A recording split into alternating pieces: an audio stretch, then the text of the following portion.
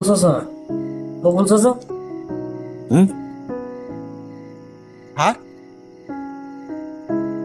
এত রাতে ঘটনা কি?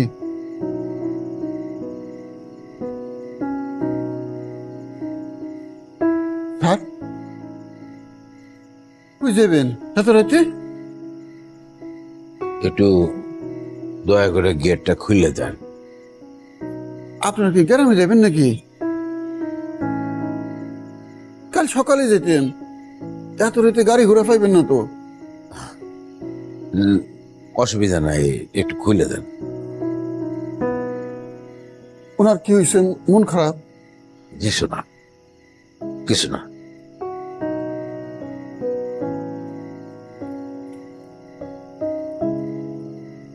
আসেন, চলো চলো।